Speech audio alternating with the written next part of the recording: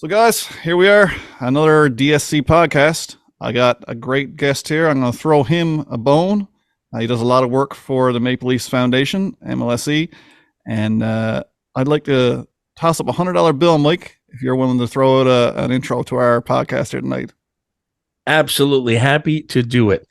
So, if you're ready to deke, snipe, and selly, it's the 8th episode of Season 3 with Ryan and Patty, assisted by the Delaney Hockey Program.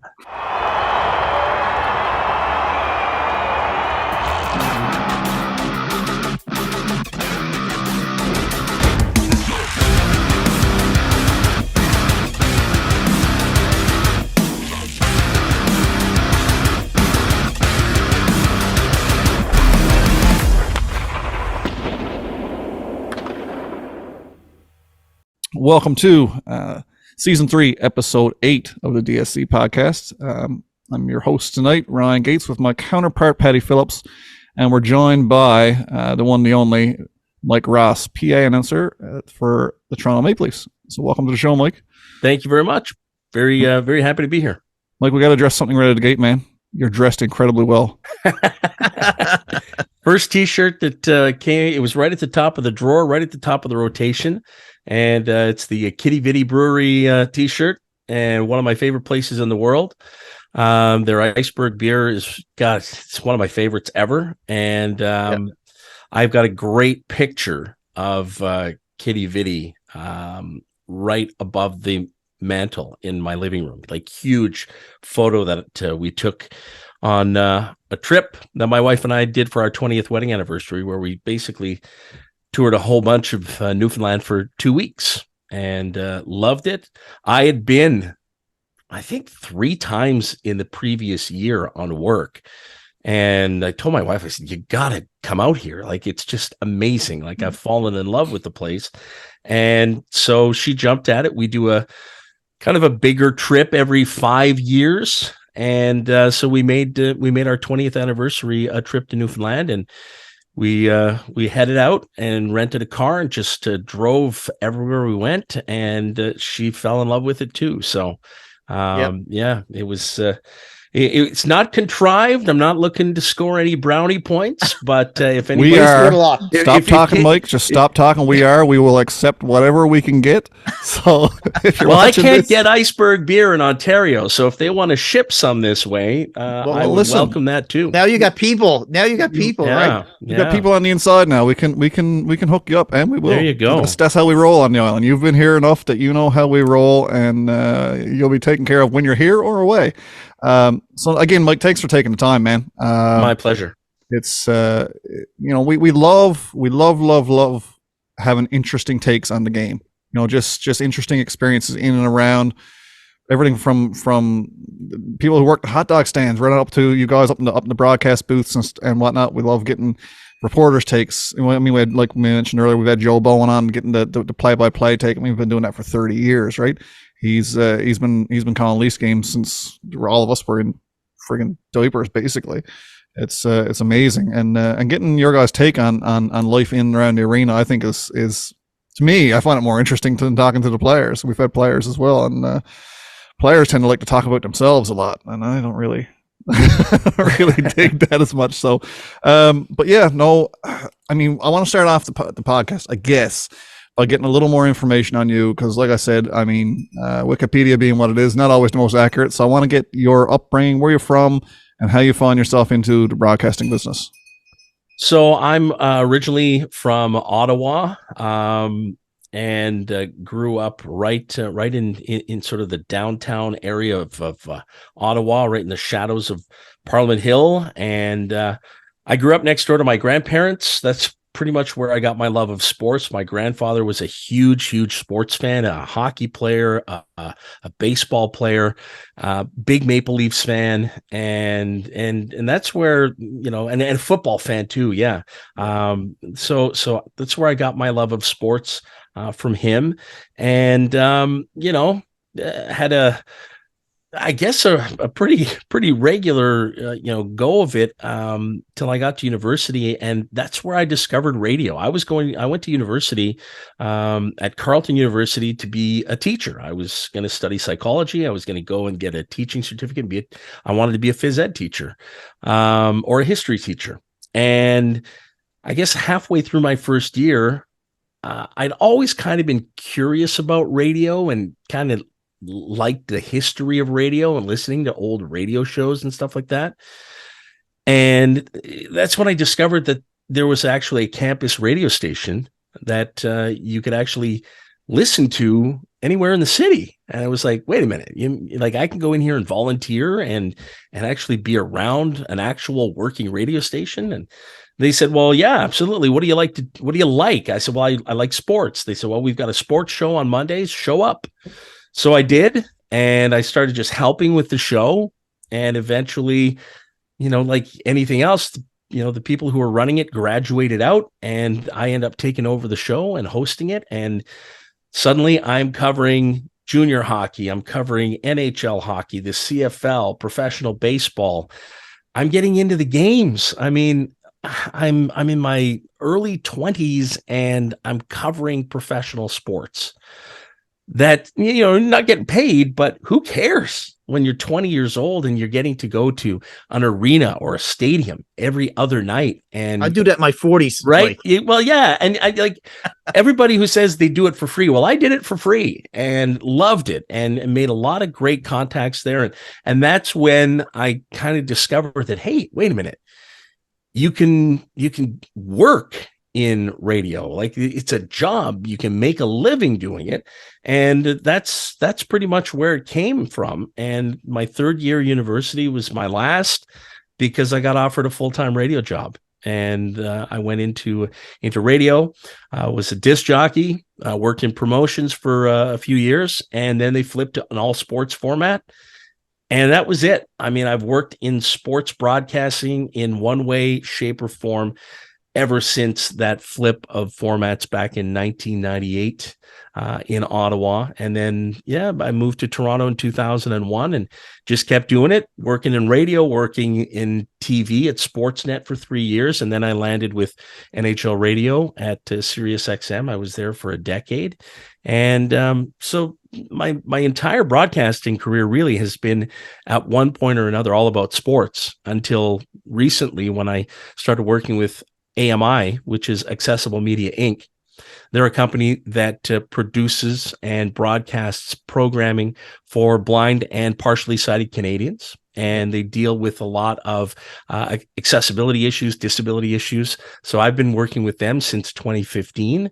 That's really the first non-sports broadcasting job I've ever done, but so fulfilling and just an amazing place to work with just great people.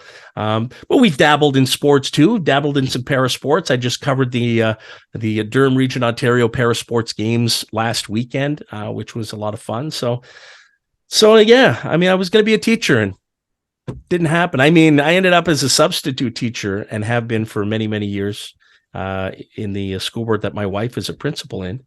So I guess eventually I got there, but a lot of rights and lefts along the way covering sports. You're in a much cooler job now, Mike. I think we can all agree. Like, you know what?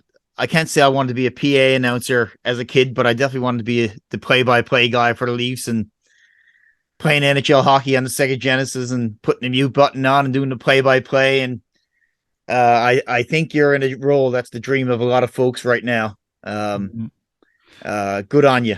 And I'm glad to hear, Mike, too, that it wasn't all about the money in the early days, because when you get your check from this podcast, it should be right in line with what you were making right off the bat. You know what, though? It's so important, I think, that we get that message out there to a lot of young people who often ask, how did you get your break and how do I get my break? And the number one thing I always say is, when it comes to media, especially in Canada, never, like a really good friend of mine, Mick Kern from NHL Radio at Sirius XM. Yeah. He and I have worked together at numerous places. And Mick said to us once, your default answer has to be yes.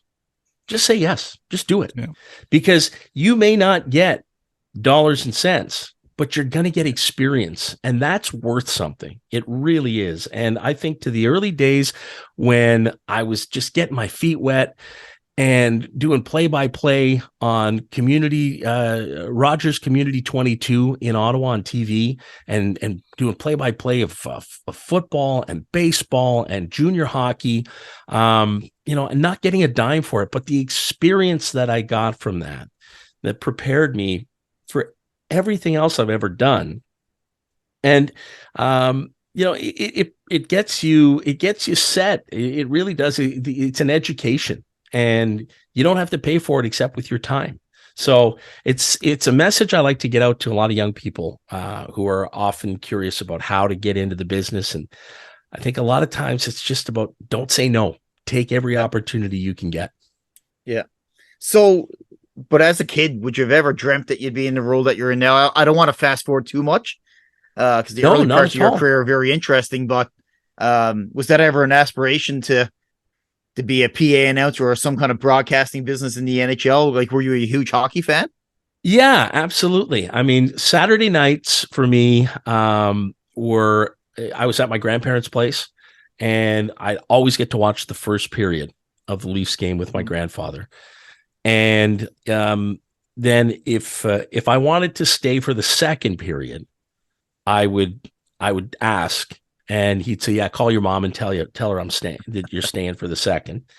If I wanted to stay for the third, then he would place the call and let her know that Michael's staying for the third period. Because if I made that call, I'd be overruled, and that'd be the end of that. She couldn't say no to him. So, so Saturday nights was hockey. I mean, my first net, my first goalie stick, it all came from him.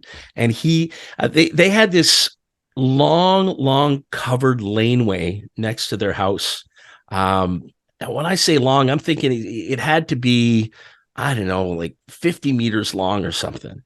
And it wasn't really wide, but it was wide enough that you could put a hockey net at the back of it and you'd have really good breakaways. So he'd grab the stick and the baseball glove, and he'd be my goalie, and then we'd switch. And they had this old bird bath in the backyard that we used as it was our Stanley Cup. So yeah, hockey was big. And we had the outdoor rink just down the street. But I think if you talk to a lot of people, a lot of the grownups that were around me as a kid, they're not surprised that I ended up doing what I'm doing, just because they said when it came to sports, I was always talking about sports. Yeah. And I do the play-by-play. I do it outside when I was playing. And so they're not at all shocked. But as far as being a PA announcer, I don't think that was ever really on my radar, even though I knew of some of the big names, right? Like I knew Paul Morris. He's part of the soundtrack of my childhood as a Leafs fan. Claude Mouton in Montreal with the Expos, with the Canadians, Bob Shepard with the Yankees. These were all voices that I knew. Even going to junior hockey games, Gord Breen in Ottawa was the voice of the Ottawa 67s. And then when we got to AAA baseball in Ottawa, he was the voice of AAA baseball. So even that voice was a soundtrack of my youth growing up. And so when I did get into doing some PA work, it was pretty amazing to me that I started in Ottawa with my university football team. And the next thing you know, I'm auditioning and I get the job with the Ottawa 67s in the OHL. And I replaced Gord Breen. Now, this is a guy who, he was the man. Like, he was the voice for junior hockey. I mean, probably 20, 30 years before I took over for him. So, I mean, I had big shoes to fill there. And then, of course, when I moved to Toronto, there were no jobs. So, you know, I kind of turned the page on being a PA guy. And I mean, I had a great time in Ottawa. I did it for 3 seasons. And in 3 seasons, we got 1 OHL championship and a Memorial Cup. So, yes. I mean, two out of 3 ain't bad. And suddenly I'm here in Toronto for 9 years and I don't do any type of announcing at all. And it's not like I really missed doing it. And I think it's one of those things that until you do it again, you don't really miss it. But then the Senators came calling in 2010 because the guy who hired me in junior hockey was now running the show for the Senators, and they needed a replacement guy to fill in for their regular announcer. So I ended up doing a few games for him over the next few years, sort of just keeping my feet wet, keeping the chops going a little bit. And in 2014, then I really got my sort of big break with MLSE with the World Juniors, and that sort of started me down the path once again of doing it on a regular basis, and then eventually landing the Leafs job. So let's talk about that. I mean, that's obviously why we reached out to you. I mean, the history is great, and I love hearing the stories of how you get to where you're getting. But I mean, we're avid Leafs fans, and Mike, I got to tell you, I'm averse to change. Right, I don't handle change well. So coming into the 2016-2017 season, I'm like, okay, the team is upside down. Oh, we got a new anthem singer. Oh my God, they changed the PA guy. We got a new goal song. Oh, there's a bunch of rookies. I'm not gonna like any of this, and it all turned out to be golden. I just, it's become the foundation of me as a Leafs fan. I mean, I've been watching Leafs since I was a baby, since I could crawl. I was sitting down in front of, listening to Bob Cole calling the games on Saturday night, like yourself, right? Right on up through the years, the Sundin era, the Phil Kessel era, all those troublesome times as a Leafs fan, and now here we are, one of the best teams in the league, and it's all the rest of it. While I can remember it, I've pleasantly forgotten it, because this is the time that I'll always remember as being a Leafs fan, whether they win or lose at this point. And when I'm talking about the big prize, it's irrelevant to me, because this is the era that I'll always associate with the Toronto Maple Leafs. I'm pretty sure. I can't imagine it ever getting better than it is currently when it comes to the quality of hockey. It's just at an all-time peak for me. So while I was thinking, who's this schmuck going to take over the microphone and call out these goals, you turned out to be pretty good, man. I mean, I got to say, we're enjoying, and we're glad you could join us on the show. Well, you know what? You're not alone, by the way, Ryan. Okay, you are not alone. I often have told people that,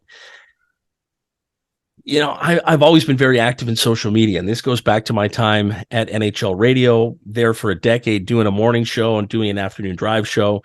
The fact that you're on North America wide, there's always somebody out there who knows more than you and doesn't mind pointing it out to you.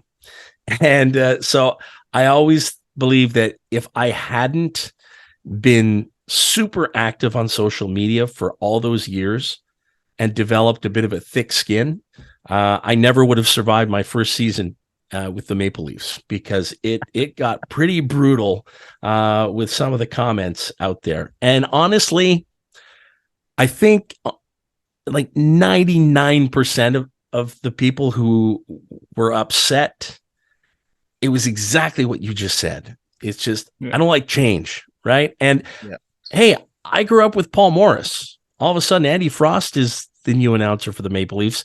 It takes some adjusting. There's no doubt. Nobody likes change. Like, it's just the way most of us are wired. But there was a lot of change all at once. And I remember, meeting Martina, the anthem singer at the time, and meeting Danielle and Scott, our arena hosts. They were new. We had a new DJ. Our game presentation manager it was her first season in that position. So there was a whole bunch of brand new, but the product on the ice was a whole lot of brand new as well. And I think there was just a feeling of sort of turning the page. It's a new era. It's the 100th season. And if you remember that logo that they had with the 100, but then they inverted it and it became 001, sort of like a new beginning. I think that's what it sort of became for us as well. We were all part of a bit of a reset.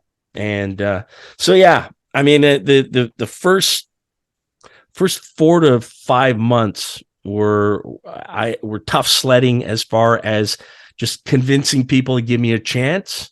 And let me grow into the role too, right? Like, people thinking that I was going to have an iconic style of a Paul Morris or an Andy Frost in week 3 of doing the job, you grow into it no matter how big the stage, right? Yeah. You develop your own style. And you want a good laugh, go back and find some goal calls from that first season or some of the roster intros from that first season and compare them to now. I mean, even I cringe a little bit at listening to myself from 6 seasons ago, because I was new and trying to make my first impression as well as I could. So nervous times back then for sure.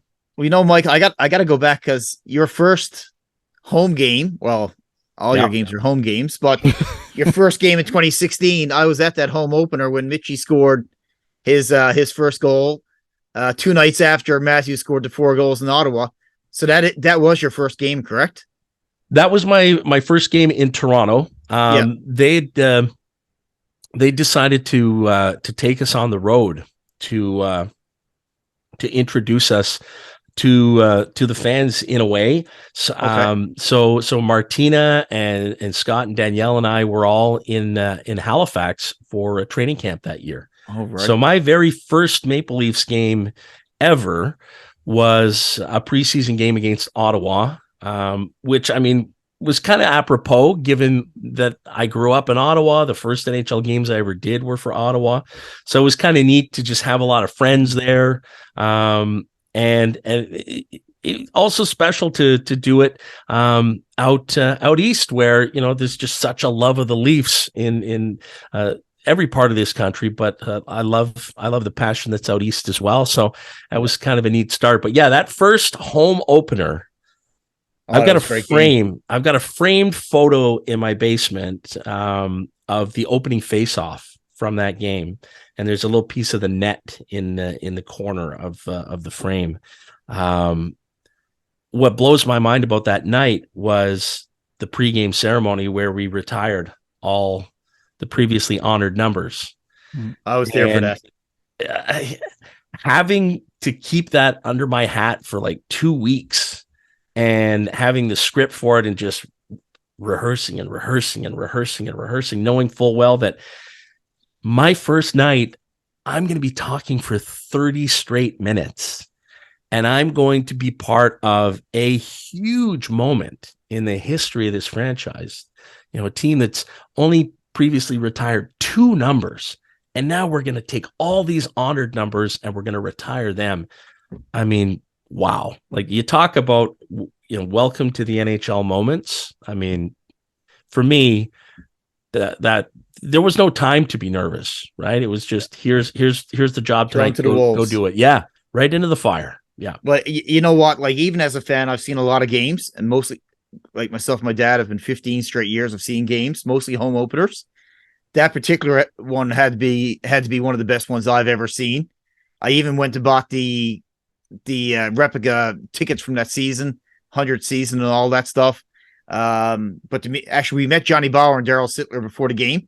I've got a friend that works for the Leafs, so that was quite a remarkable night. And for Mitchie to get his first goal, there were so many good things happening that night. It was just amazing. Yeah, I mean, it's incredible for me to think back. The fact that when I did that game in Halifax, the off-ice officials gave me a puck from my first game, and here I am, talking to you guys here on a Thursday, and I'm 2 days away from my 300th game already. Wow. Like, it blows my mind. Congratulations, man. Congratulations. Thank you.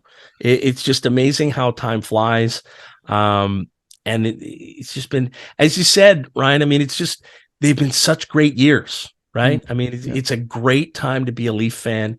I think the really cool thing about how I've sort of evolved into the job, and the thing that I really take away from it, is the interaction that I get to have with the fans, and especially the kids, right? The younger fans, who, as a friend of mine once told me when I first started this job, and he knew about some of the criticism I was taking, and he said, listen, he said, water off a duck's back, don't worry about it. He said, all you got to understand is one day there are kids who are cheering for this team now who are going to automatically associate your voice with the hockey of their youth. Yeah. And I think at the time, I kind of thought, he's my friend. He's trying to take care of me and make me feel better. But about halfway through my second season, we had a tour come through the booth. We do these pregame tours. And so it was a father and son. The kid might have been 6 years old. So we're showing them the booth. Jimmy Holmstrom, our organist, is there. He's showing the kid how to play the keyboard. And then I bring the kid into my booth and I sit him in the chair. I get Dad's camera. I get the really great shot with the, from above with the ice in the background. And they're leaving. And Dad comes back and said, hey, thanks a lot. He said, above and beyond, that was just amazing. Really cool experience. And he says, by the way, when he plays ball hockey outside with his buddies, he does you. And I said, that's amazing. What do you mean? He does? What do you mean? He does me? He said, when they score goals, they announce the goals and say the players' names as if it was you. So they do it in your style. And I mean, the hair on my arm stood up, and that was unbelievable. And I think that was one of the times where early on, you really got a sense of what this team means to its fan base. Oh. And it was like even now, into my 7th season of doing this job, there are still days where, I have to pinch myself. It's still hard to believe that I get to do this. And I have these interactions with fans. Just last night, I was at a local rink. A friend of mine, his kid was playing. I introduced his kids. I did a recording of his kids' team's roster at the start of the year. And he asked me to come out to a game and meet the kids after the game. So I walk into this dressing room, a bunch of 11-year-olds, and they're all just like, whoa, you're the Leafs guy. Oh my.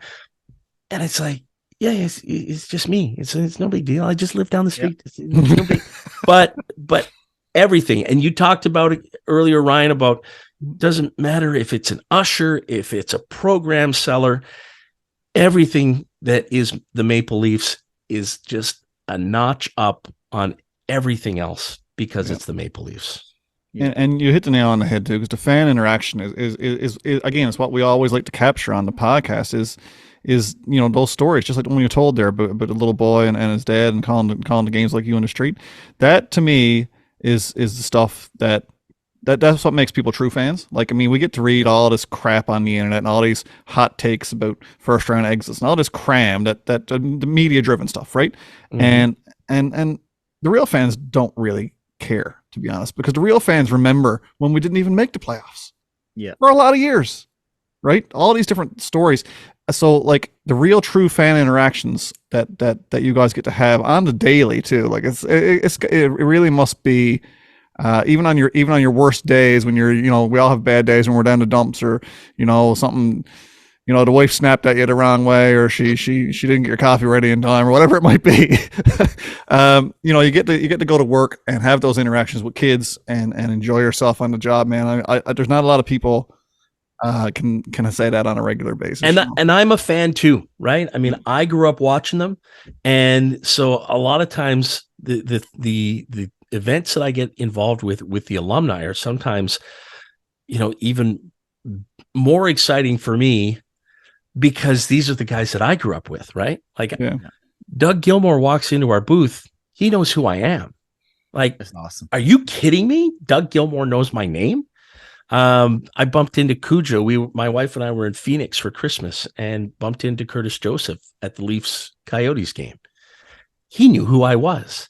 I mean, that's mind blowing for a guy like me. But tell you a story. One of the first alumni events I did, I was introducing the guys, and I think there was like 5 or 6 guys that I had to introduce.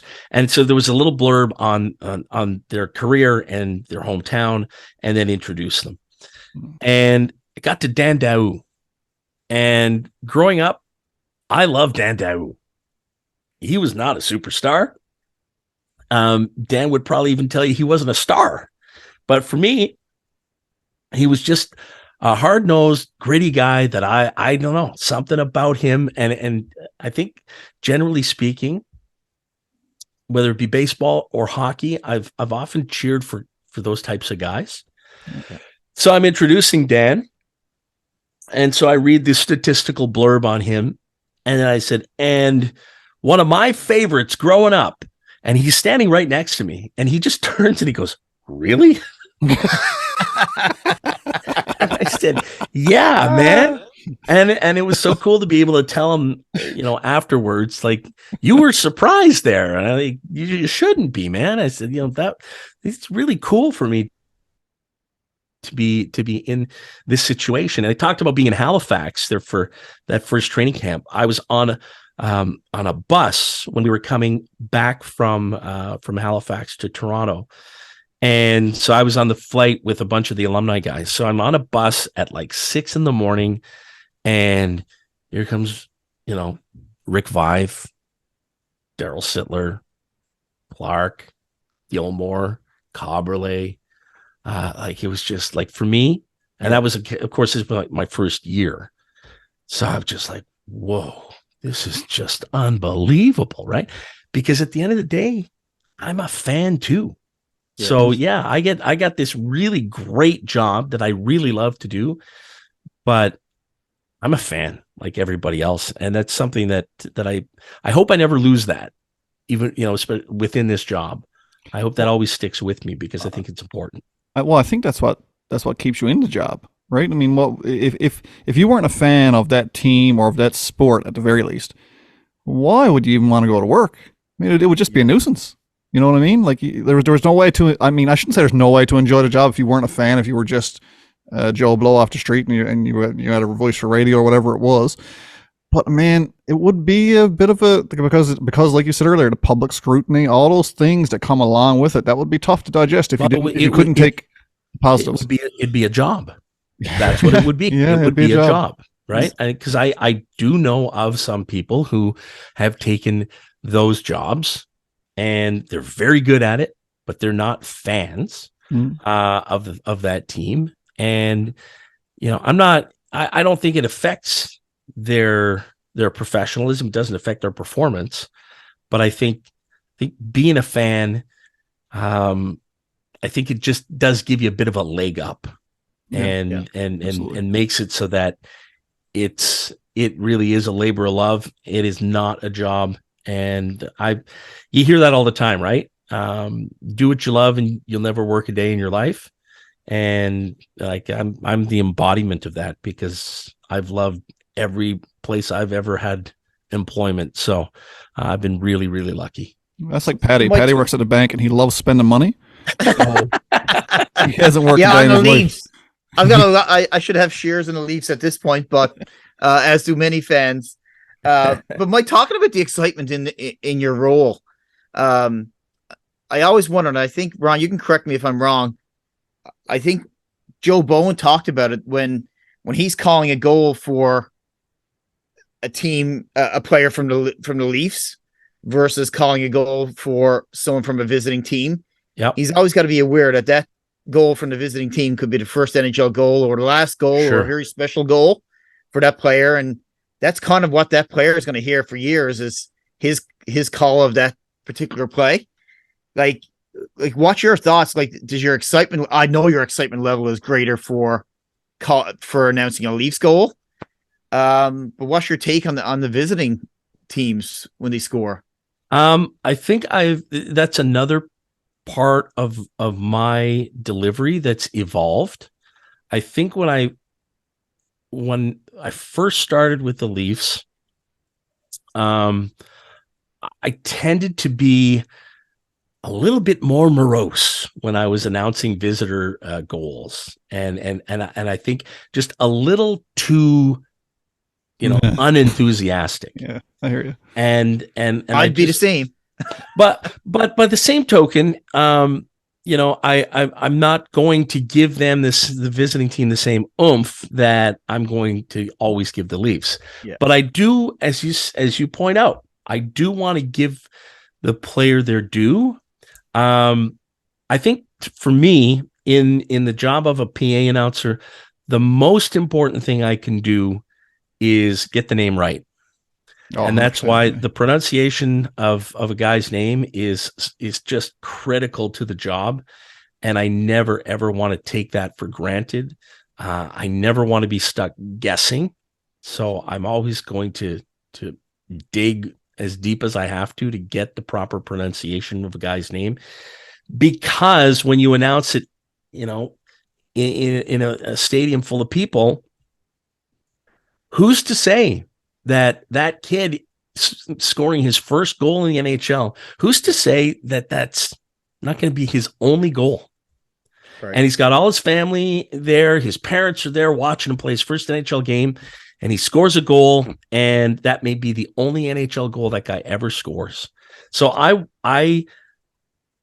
unapologetic in that I'm not going to do cartwheels for them, but I also am not going to treat it the way I did the first year, where I felt I was a little too unenthusiastic about it. So what we call it around the league, because I'm in touch with a lot of the guys around the league. We call them disinterested reads. So yeah, you know what? I'm not going to give you the oomph, but somebody actually picked up on this a couple of weeks ago. They came to me and said, I always noticed the goals for the Leafs were like really, high volume and enthusiasm, and not so much for the visiting team. But he said, tonight I noticed for the first time you do that for the penalties, but in reverse.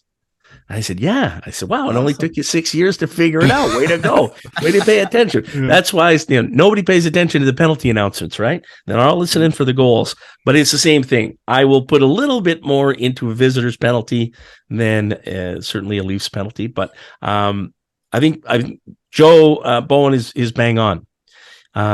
You don't want the lasting memory for anybody to be a sour one. I got to correct Patty, because Patty always says, correct me if I'm wrong, and I love correcting him when he's wrong. It wasn't Joe Bowen. You know who it was? Joe? No, it was Todd Crocker. Oh, it was Crocker. Yes, it was. Oh, Crocker. Okay. You were correct. Yeah, Todd Crocker, a friend of the show, another good guy. Again, kicked around the island a lot in his formidable years when he was coming up through the ranks in broadcasting, doing AHL games on the road, and a lot of fond memories of the island as well. But yeah, no, that was a tidbit that he talked about mailing it in. Like, if you're going to and we've all heard it. I've been at arenas, pro arenas, and you hear an announcer and mail it in for the other team. You're like, yeah, okay, I get it, but it'd be nice if I could understand what you were saying too. Yeah, with first,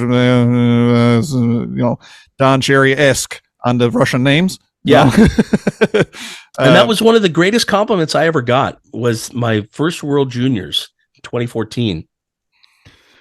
The PR person for Team Switzerland came to find me after the tournament, and he just said, he said, really appreciate you coming down here every game and just going through the names with me and making sure that you got the pronunciation right. I got the same sort of comment from the Russians, because to me, like that's the most important part of the job is getting it right. Because the last thing I want is for that fan coming to a game and hearing a name get butchered, and that be what they remember from that game, or for that player, his family's there, and that name get butchered for that family. So good on you, man. It's very important.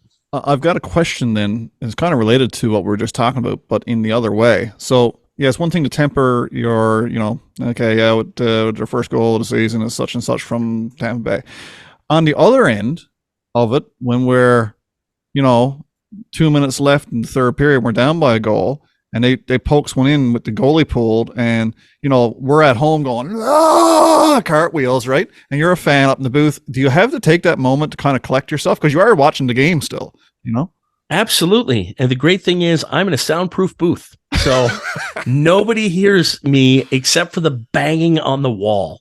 I think this this room that I'm in is something that they bought and put in 2016. It's called a whisper room, and it's 4 walls. I got a window out the front that looks out onto the rink, and people who step into it on these tours and stuff, I always say, in real estate, they call this cozy because there's room for maybe 1.5 me's in there. That's it. Like, it's really quite small.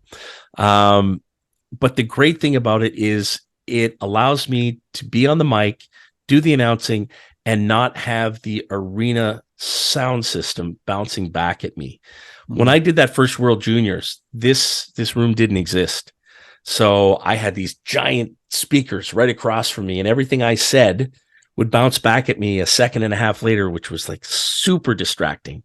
So they fixed that. But if you look, I'm sure, at that wall to my left in the booth, there's got to be hand imprints like in the wall from the number of times that I've slapped it, in celebration, slapped it out of frustration, against officials. So yeah, it's very emotional, and you got to be quick to rein it in. And I think if I go back to my time in junior hockey, it was a way different time. You didn't really have game presentation departments. You didn't have a lot of the production that you have 25 years later. Back then, I almost got a penalty in junior hockey because of the way I announced a penalty. So I used to have a lot of fun announcing penalties against us that, like, you knew the crowd was angry and they just wanted another reason to boo the officials. And so I used to announce a penalty, and I'd do something like 67's penalty to number 3, Dan Tessier, 2 minutes for hooking. Time of the penalty, 2:03. That's Tessier, 2 for hooking. Wicked. And for a while I was getting away with it, and nobody was really picking up on it. But on this one night, the ref picked up on it, and he looked up, and like I could feel him lock in on me, and he skated over to the bench to Brian Kilray, winningest coach in junior hockey history. And I don't know if you've ever met Brian Kilray or if you've heard Kilray's stories. Yeah. You don't want to cross Brian Kilray. And Killer just turned, looked over his right shoulder up at me in the booth, and message was clear: don't do that again. And I was told after the game that he was told that if I did it again, there was going to be a 2-minute penalty. So yeah, you got to rein in the fan when you're doing the job. But certainly when the mic's not on, we're 100% fans. Now we also love to celebrate here the boo-boos and the oofs. You ever found yourself in a situation where you just completely blew it? You don't need to throw yourself completely under the bus, but is there a time it sticks and you're like, oh man, I can't believe I botched it that bad, or hot mic situation or something? He's got a story coming. Oh, yeah. Not a hot mic, but I can remember doing the starting lineup, and I want to say it was my first season, but it might have been the second. But anyway, I just got the goalies mixed up. So I announced Curtis McElhaney's number, but said Frederick Anderson, or vice versa. I said 31 and announced McElhaney. But it's one of those where, like, the minute it comes out of your mouth, you go, ah. So that one stands out. Never happened again. Knock on wood. The other one that stands out was when Tyson Barry played for us. Tyson's from Victoria. His defense partner was Morgan Riley. Morgan's from Vancouver. Mm-hmm. And numerically, when I would introduce them in the starting lineup, it was Morgan, then it was Tyson Barry. And so you introduce from, and you say his hometown. So from Vancouver, British Columbia, number 44, Morgan Riley. And then I introduce Tyson Barrie, but I say from Vancouver again instead of Victoria. And they're on the blue line. And I can see Tyson sort of turn to Morgan and like, what the hell? And I again, as soon as you say it, you realize it's like, crap. Yeah. I hope that doesn't stick, right? Yeah. So it was a night later. We're back at it again. They're starting on defense again. From Vancouver, British Columbia, number 44, Morgan Riley. And from Vancouver, shoot, I did it again. So back to back. And at that point, he just looked up towards the booth himself. I'm like, really? Come on, man. So, yeah, it happens. Mix-ups happen. Hey, man, we're all human. And you feel horrible about of course. it. You absolutely feel, because the last thing I want to do is be a distraction for a player. Of course. Especially at the start of a game like that. Like, they're focused. They've got their routine. I do not want to be the cause of any of their troubles.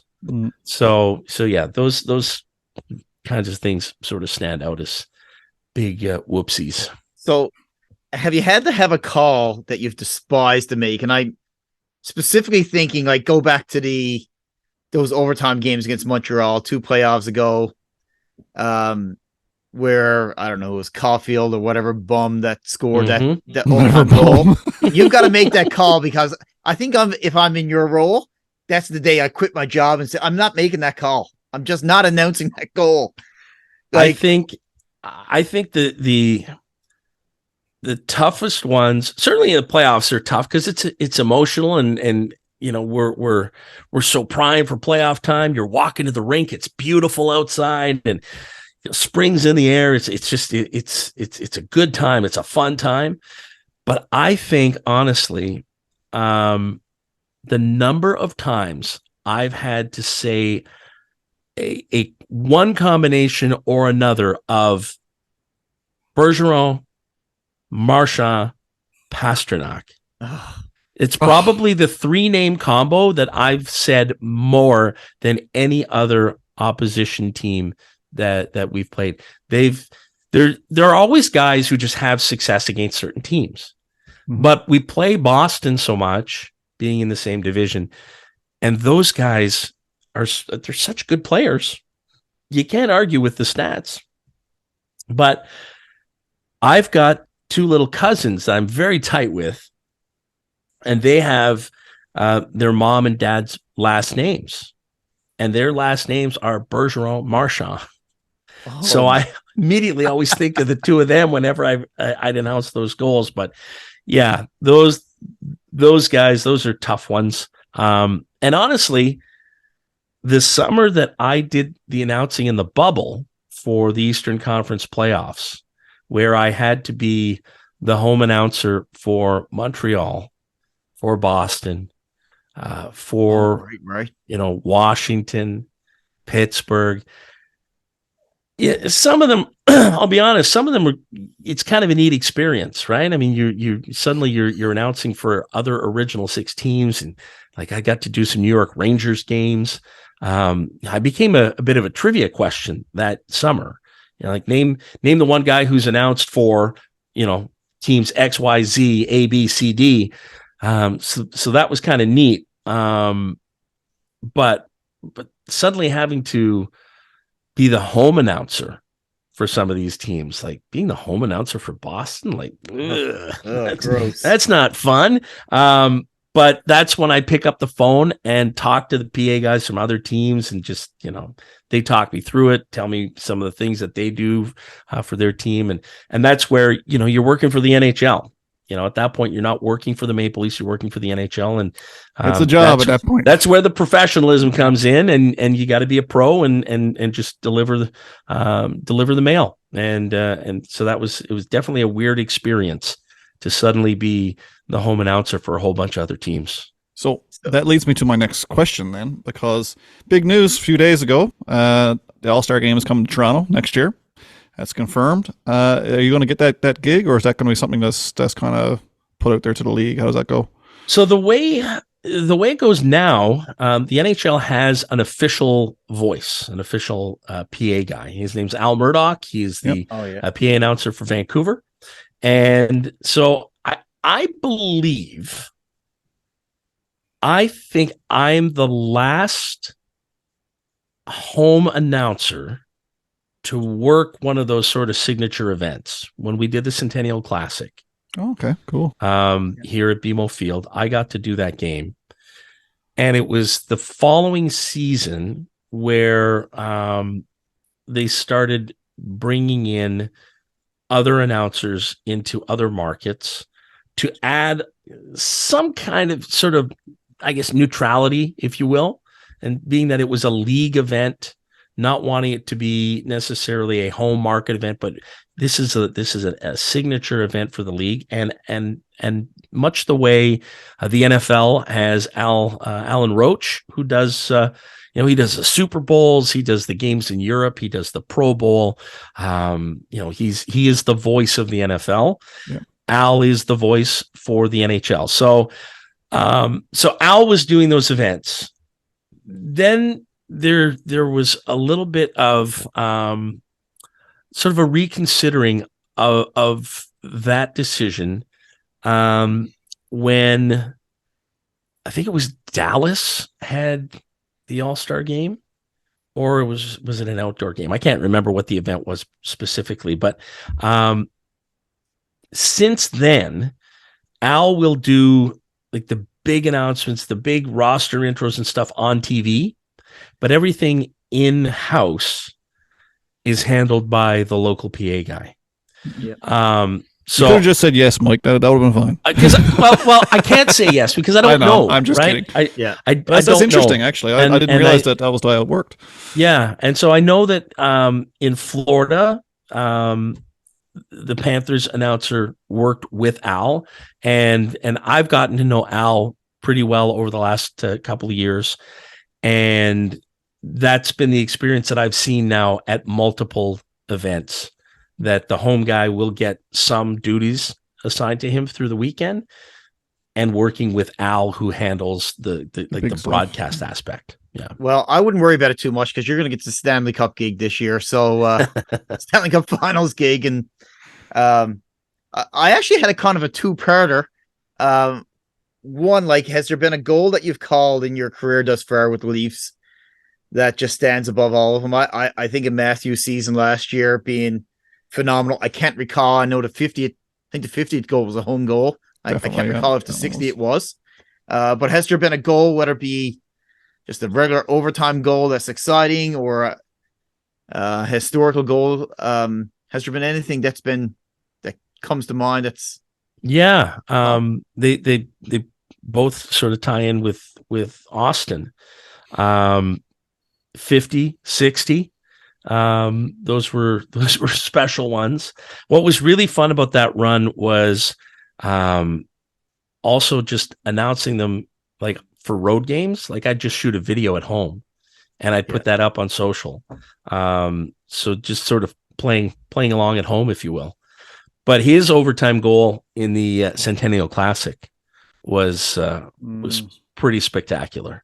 Yeah. And just having like that whole day, like I got home from that day and said to my wife, like, so today I got to introduce the commissioner of the NHL, Wayne Gretzky, the Leafs and Red Wings, an Auston Matthews overtime winner, Bryan Adams as part of the entertainment in the intermission. I mean, that's a career, man. Like, that's for an announcer, what a day, right? But that Matthews goal and just how that stadium exploded. We're in the booth, we got the window open, you feel the cold. It was just the culmination of that whole weekend. It just felt like that's how it was supposed to go. Well, that's kind of what sticks out to me too. Not to cut in on your part two, Patty, but that's fine. What sticks out to me from a PA announcer's perspective as a viewer at home is that the fans celebrate the goal when it goes in the net. That's great. But then they get to celebrate it the second time. Right Yeah. after that goal is announced, Austin Matthews with his 60th goal. I can't even imagine. I get cold shivers thinking about you talking about it. You know So what I mean?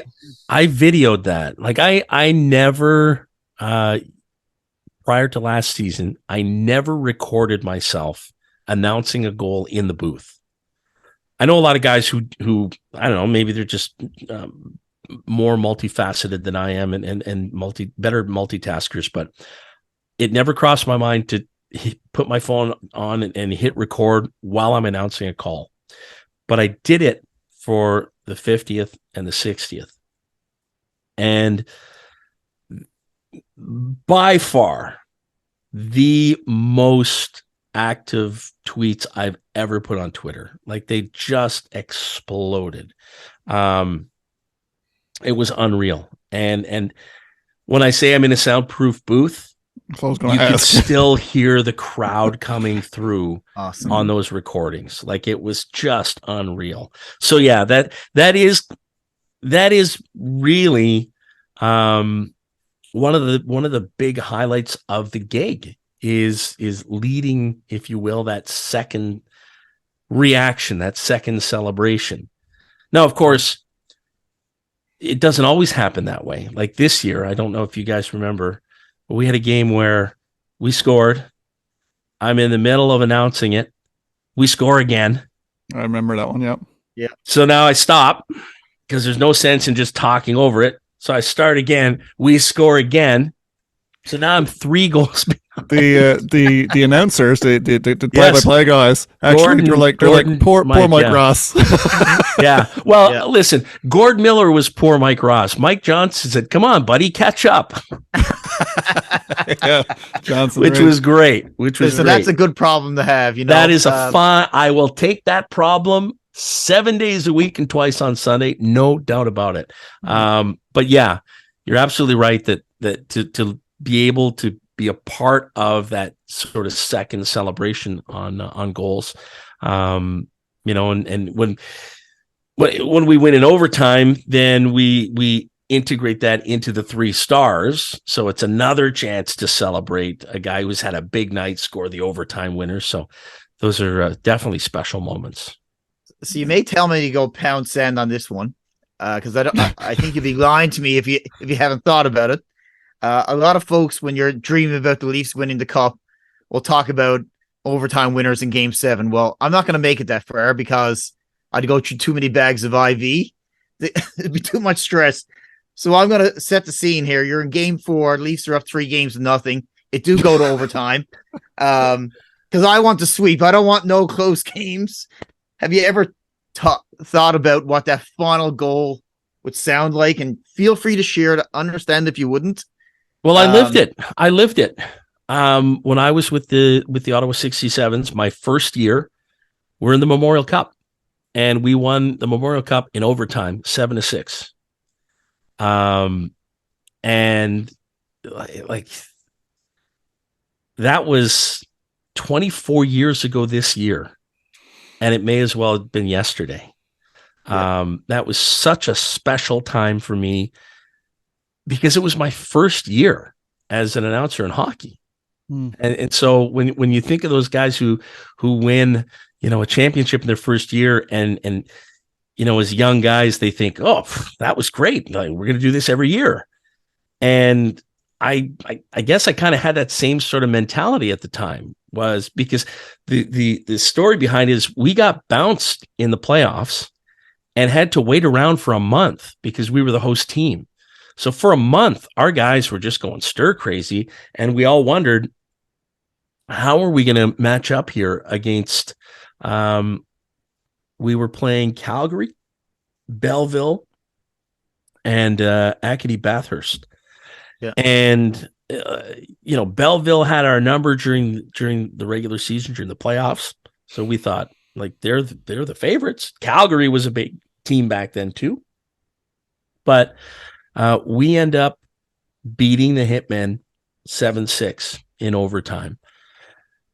And I just remember, you know, the players jumping over the bench, or over the boards, rather. I remember one of our assistant coaches, Vince Millette, stepping onto the boards from the bench and jumping out on the on the ice. We're all worried that he's going to break his neck. So, yeah, I've been through that moment before. I don't know if my ticker would be able to handle the stress of a moment like that anymore.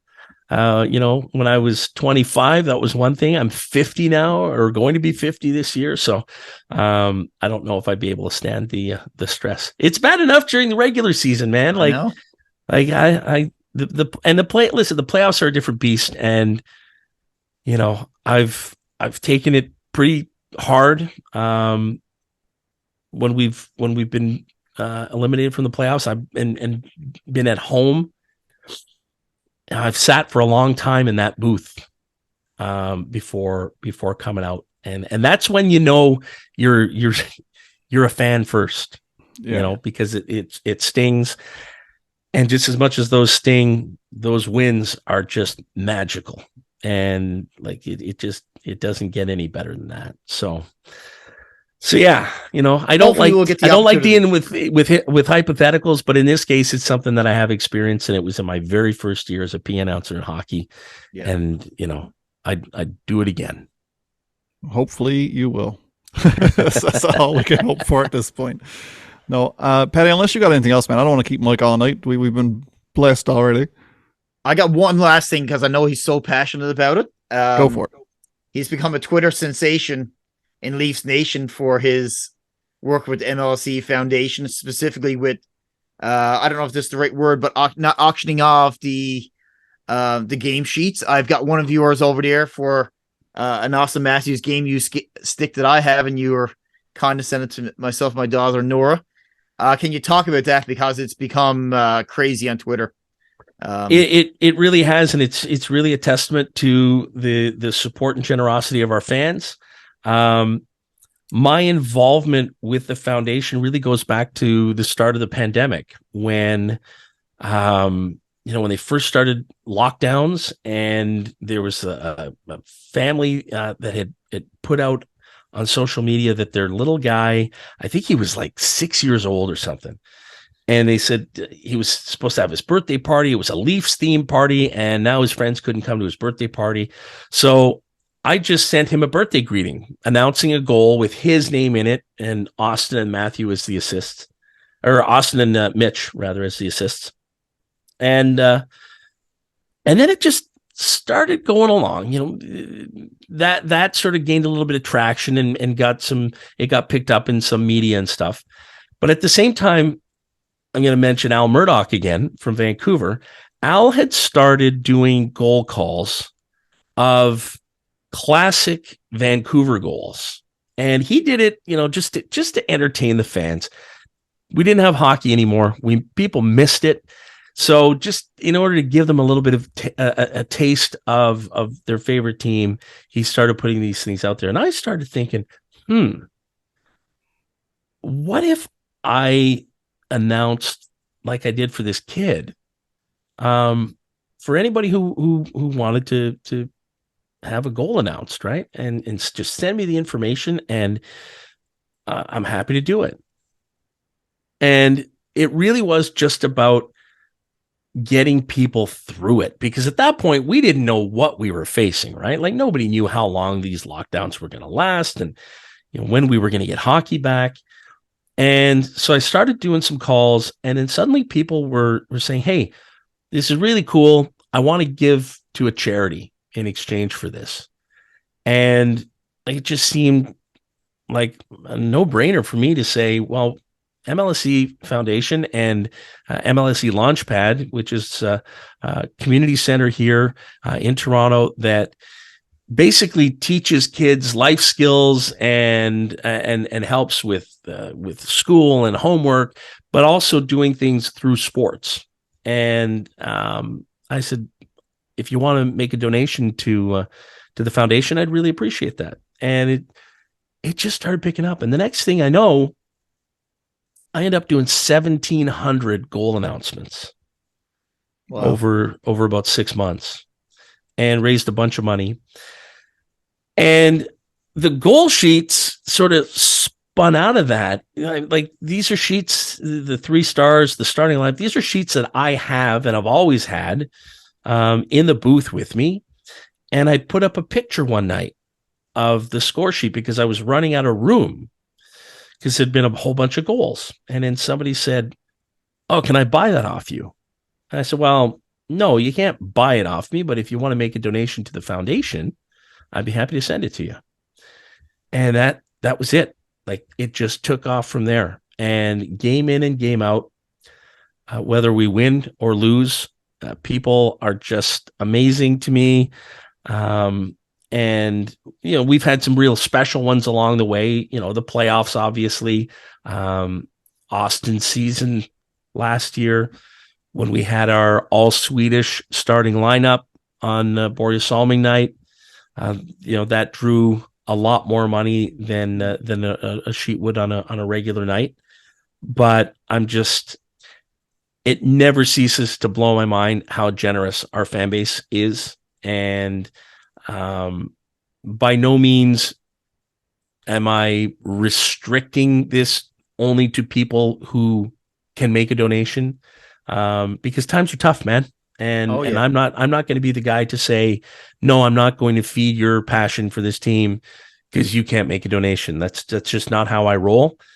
But thankfully, for the most part, people have been able to give something back in return for it, and it's win-win. So I'm happy to give them a piece of Leafs memorabilia, and then in exchange, I'm really happy that they're willing to support such a great cause. And so we're going to keep this going as long as people are interested in doing it. So basically what I do is after every game, I put up a post on Twitter and on Instagram, and it's a picture of the sheets, and you just have to reply to that post in order to enter the draw. And then I draw 3 names the next day and send everybody a private message and send them the link to the foundation if they want to make a donation. And the foundation helps me now with, like, they do all the mail outs for me. But I sit here and, like, right here at my desk, I've got all the envelopes and the file folders and the address labels and everything. And I do that a couple of times a month where I sit down and I just knock them all out. Well, I call dibs on the Stanley Cup winning sheet. Well, I think I might call dibs on that one, but we'll see. Mike. Yeah, I don't care if you photocopy it or not. Fair enough. The originals, though, there aren't too many of those sheets that I've kept for myself over the years. But I kept the one from my first World Juniors when Canada we won gold, and I announced that game, and there was that game against Columbus in the bubble where we were trailing and made the massive comeback and won it in OT. I kept that sheet because that was just, like, you talk about a game where as a fan you're just going, like, off the walls. Yeah, that was absolutely us bouncing off the walls in the arena, and that's a sheet that I kept to this day. So yeah, there could be some down the line that I'm happy to photocopy for people that I'm going to want to keep for myself, though. We'll forgive you on that one, man. That's fair play, and that's the right answer for a Leafs fan. You proved yourself at the very end. So no, again, Mike, thanks so much. I mean, we're a small time podcast. Although we had a run last year of really good success for we ended up in the top 100 hockey podcasts in North America. Oh, wow. Yeah, it was a very brief stint, but we had a good run of streaming online. So people do like our content. They like that it's not scripted, or it's just a couple of newfie guys having a bit of fun and lighthearted chat. But again, thanks so much for taking the time. Come on, when you're supposed to be on your bye week resting up. We really appreciate you taking time to chat with a couple of East Coast guys, a couple of Newfoundlanders, and we wish you all the best going forward, of course. Well, thank you for the invite, and happy to join you anytime.